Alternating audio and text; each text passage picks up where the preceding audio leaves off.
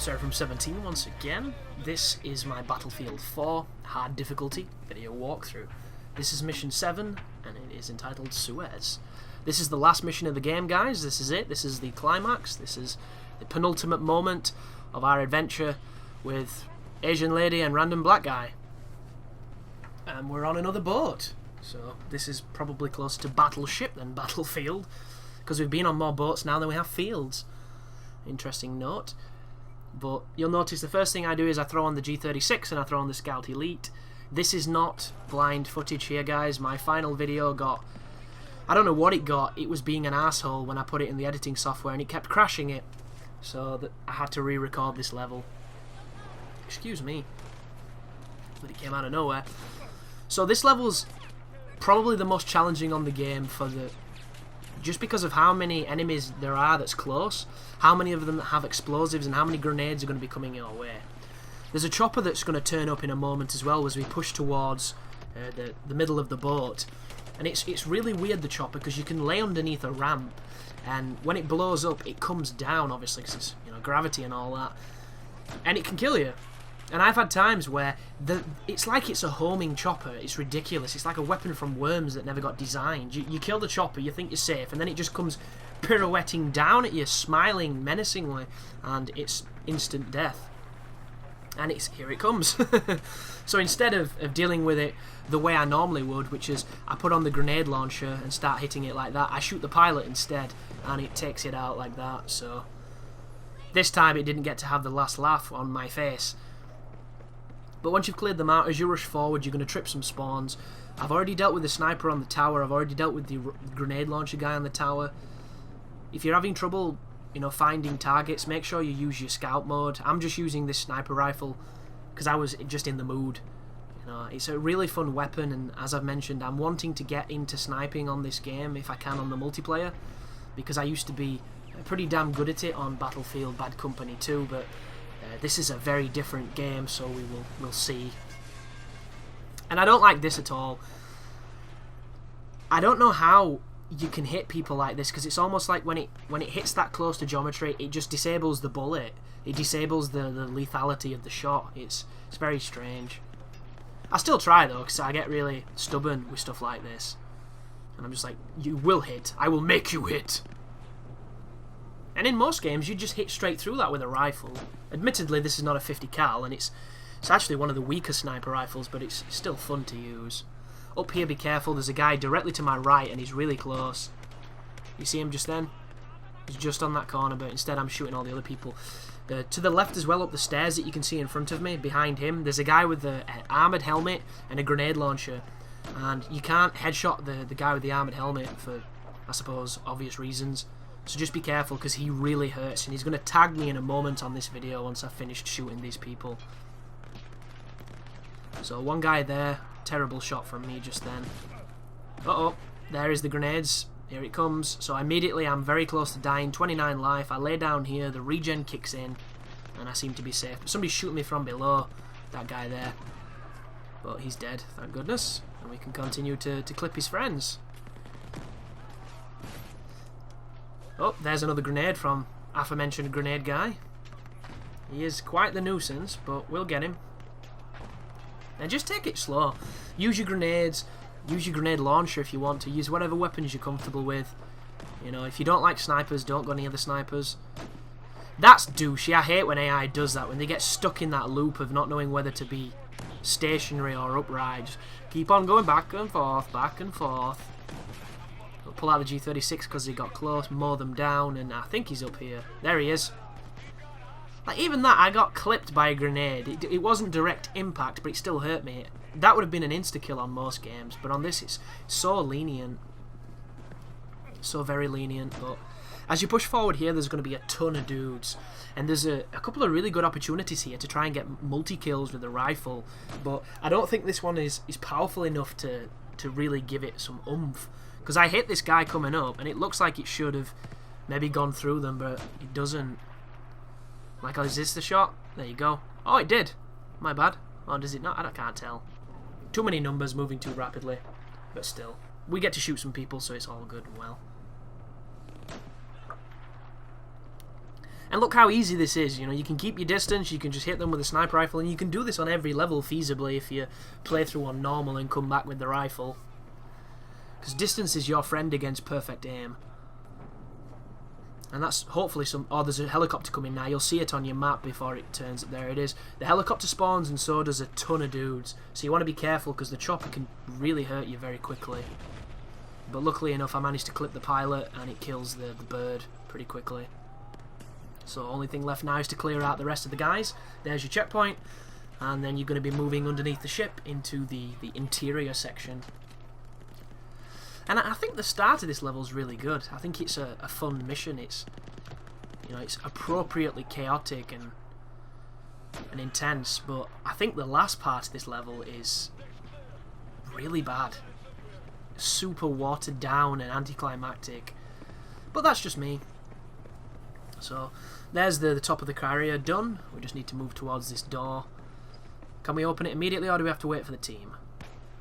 I assume we have to wait for the team because it doesn't have that handy circle telling me that I can now interact with it. So dumb. 2012 and we're still waiting for bullshit like this. Oh no, he has to open it. So if we were here on our own, we would forever be stuck outside this door because we do not have the cognition to open a door. Kind of sad, really. But there's a lot of moments like this where the game opens up and it allows you to go down a handful of choice paths.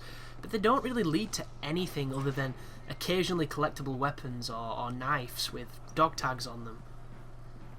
Which seems kind of strange in a game that came from such an, you know, non-linear path to have these sections where they give you the illusion of choice while still being incredibly linear. But I've trimmed out a whole bunch of standing around and listening to people talk. And like this right now, we have to wait for our team to move over here so they can open this door, because this door is apparently, you know, the most difficult thing so far in the game. It's just... And this is one of those moments, you know, when you're first playing, you'll never notice this because you're never pushing this far forward or this aggressively. But because I have played, and I'm trying to capture it, and I'm trying to get it done and do it quickly and, you know, and do it effectively, you see the holes in games design. And that's one of the things that I look forward to in this coming generation, just the fluidity and just the flow to make it more dynamic and more natural. And I'm laying down under a table here like Bruce Willis in Die Hard so that guy doesn't kill me. All because I can't use extended magazine on this assault rifle, so I ended up having to reload when I really didn't need to. Oh, sorry, when I really needed not to. It's probably a better way of saying that.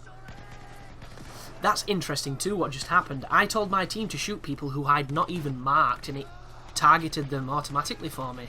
Seems a bit overpowered. But keep on killing, clean them up, keep on pushing forward. There's another transition there, guys. We're going to be moving through the next sequence of the hull towards a boat, and this is the penultimate moment now. We're going to be riding a speedboat filled with bombs towards a warship that's destroying the one we're on. And the music is great on this particular section. In fact, the soundtrack to this game I like a lot. I tried to find it as well earlier, but I couldn't see it anywhere, which is a bit of a shame, but I'm sure I'll be able to pick it up later on. But just these moments of waiting to do things. Now I can do something because it says hold X to enter the vehicle. There you go, so we can actually get in this. But I'm curious what your guys think, because I've looked on my friends list when I've been playing this, and there's been about 2 people playing Battlefield 4, so it's almost like nobody bought it, which is kind of sad for Battlefield, I guess, but there's been a lot of games coming out recently, so you've got to prioritise, and especially when there's Call of Duty, its direct competitor coming out so soon afterwards. Like, I'm hoping to get my copy of Ghost tomorrow, which is a day early, which is great, because, you know, I never get Call of Duty early, ever. I'm always late on that one. And I've already searched on YouTube. There's already guides up to it, so I'm already late to the party. Which I don't get, you know. They mention how YouTube is really strict, and you get strikes, and, you know, they flag things, and they remove things, and they're super sticklers, but they don't seem to be when you're just looking casually. There's so much footage of games that aren't out yet up on YouTube by channels that are big, not just small channels, big channels. Like the Dark Souls 2 beta.